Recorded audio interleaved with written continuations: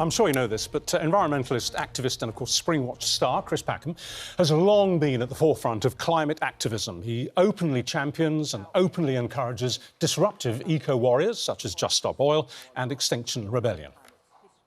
You know that carbon dioxide is a very potent greenhouse gas.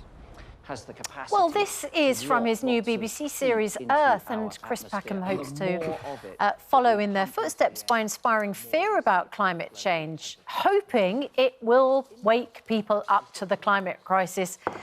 Chris joins us now from Southampton. Very good morning to you, Chris. Morning, Chris. A lot of people say there's a lot of scaremongering about the climate, that this kind of apocalyptic language about future generations is simply frightening people, including our children. But do you back that kind of language? Because the new series, I watched the first episode of it, it's very dramatic and it talks about extinction events. Are you adding to scaremongering, or is it a necessary tactic? Well, we're presenting the science in our new 5-part Earth series. It's a biography of our planet, and we're picking the highlights, if you like, throughout the course of its life to date. And one of the things that we see is that our climate has changed radically over that period. Now, we're talking about 4.5 billion years, of course, but even in recent times, we've seen that climate changing and precipitating mass extinction events. And tonight's programme, 9 o'clock, BBC 2, is all about one of those, the Permian extinction, where 90% of life on Earth disappeared. So we know, historically and scientifically proven, that when our climate tips and shifts into different ranges of temperatures, other factors as well, it has a considerable impact on life on Earth. Now, the changes that we're talking about in our Earth programme happened over millions of years. We've caused the changes that we're seeing now in the last 150, 200 years. So yes, there is a scare factor involved here, and we are, to some extent, I think, sleepwalking towards an apocalypse, as you say. But what we've got to equally say to people is that we have a choice. You know, we're not disempowering people by frightening them. We're saying wake up and act, because we can still avert complete catastrophe. Well, obviously, we have to talk about these things and debate them openly. I want to ask you about the tactics that are used by groups like Just Stop Oil, who you've supported for a long time now. I'm a bit confused, and you may well have been misquoted, so let's get it clear here on Good Morning Britain. I read that you now think that their tactics of showering things with orange powder and paint and walking very slowly and disrupting traffic and trying to stop the London rush hour today and for the rest of the week, you now think are counterproductive. Is that true? No, it isn't. I'm afraid that was a misquote from the Daily Fail, I imagine.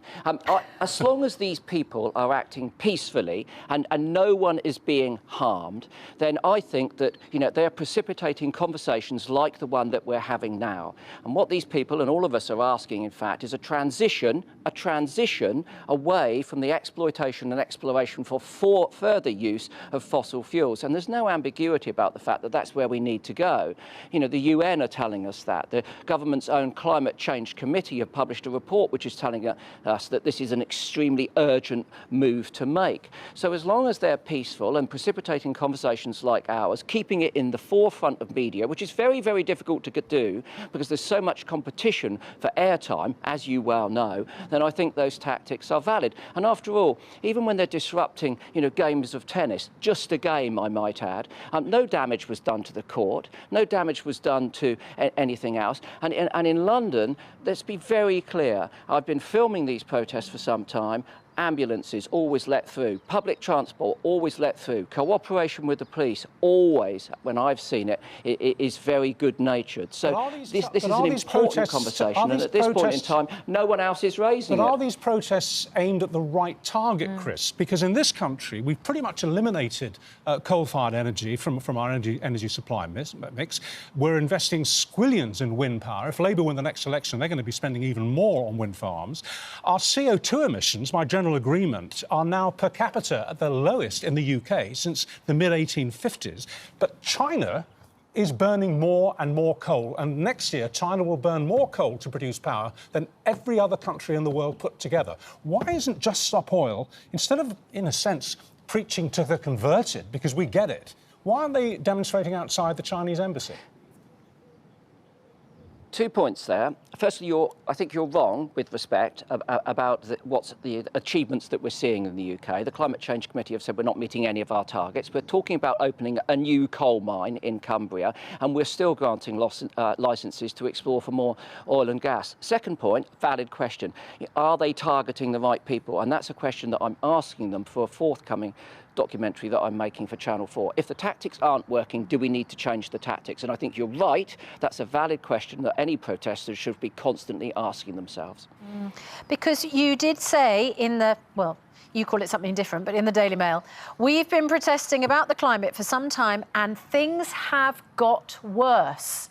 So, I mean, that's where the argument has come from, that if the tactics and the protests aren't working and things are getting worse, you surely need to suggest that there would be a change in tactics. I mean, you say that ambulances get through, but if somebody has in their car someone who needs to get to hospital, of course, they don't have a blue light. They're not necessarily going to get through. It's one of the reasons that people get panicky about the go-slows. If someone's trying to get to work because they need to earn themselves a living, there's a cost of living crisis, they feel frustrated and targeted. It's not for those individual drivers to change government policy, is it?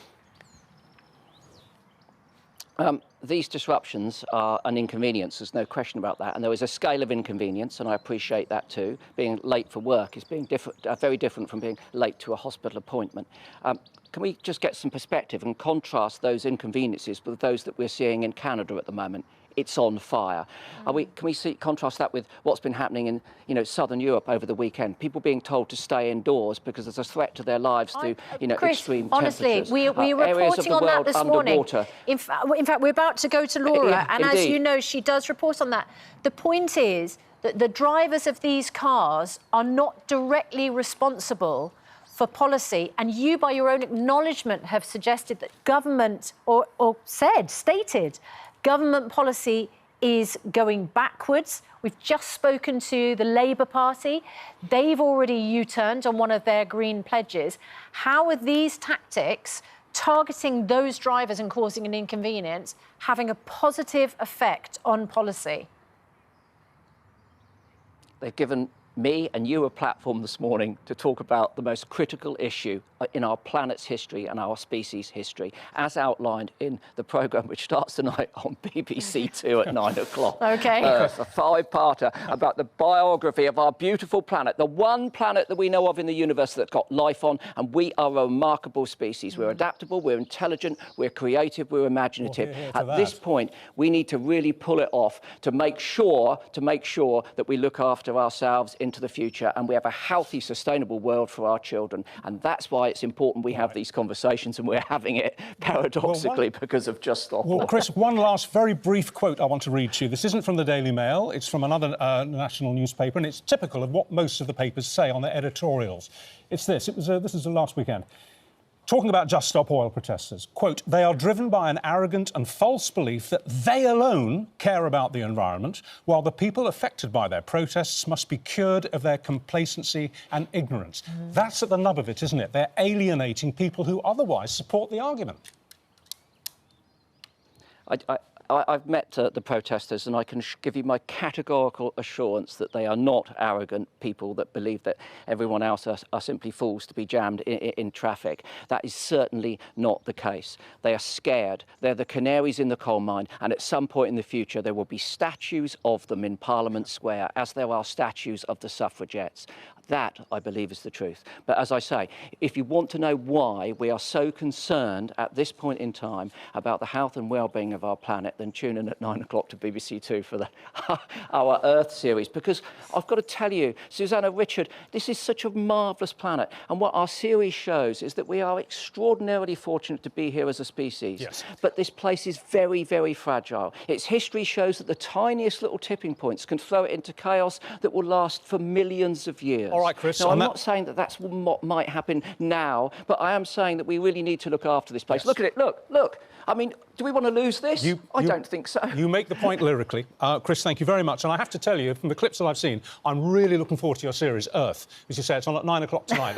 I'll be going to bed early, but I will be taping it and I'll be watching it. Chris Packham, thank you very much indeed. Thanks a lot, mate. Right, while Richard sets his tape recorder, let's get a weather forecast with Laura.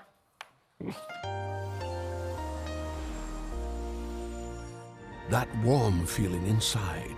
Box Boilers, proud sponsors of weather on Good Morning Britain.